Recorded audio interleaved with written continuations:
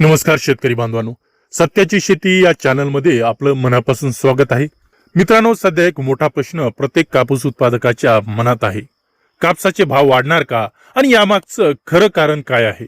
चला आज आपण अगदी सोप्या भाषेत समजून घेऊयात. मित्रांनो, सध्या जगभरात युद्धाची परिस्थिती निर्माण झाली आहे. याचा थेट परिणाम हा जागतिक पुरवठा साखळीवर झाला आहे. म्हणजेच माल एका देशातून दुसऱ्या देशात पोहोचवण्यात अडथळे निर्माण झाले आहेत.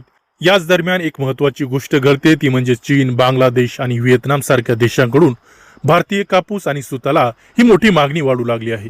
आता प्रश्न येतो, अचानक मागणी का वाढली? तर मित्रांनो, गेल्या काही वर्षापासून कापसाला पॉलिस्टर सारख्या कृत्रिम धाग्याची ही मोठी स्पर्धा होती, पण आता चित्र बदलत आहे.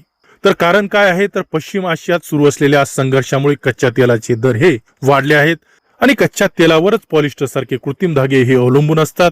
यामुळे सध्या कृत्रिम धाग्यांची किमती 10 ते 15% वाढल्या आहेत आणि इथेच कापसाला ही मोठी संधी निर्माण झाली आहे. कारण नैसर्गिक धागा म्हणजे कापूस आणि कृत्रिम धागा महाग झाला की मिल्स आणि उद्योग पुन्हा कापसाकडे वळतात.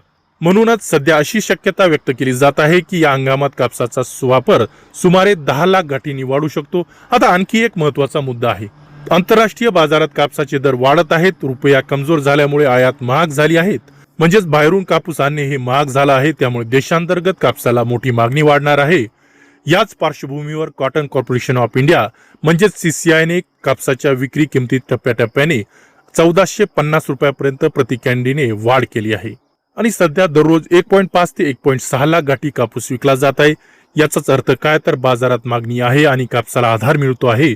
मित्रांनो, एक गोष्ट लक्षात ठेवा, कापूस आणि कृत्रिम धाग्याचा समतोल हा कच्च्या तेलाच्या दरावर अवलंबून असतो.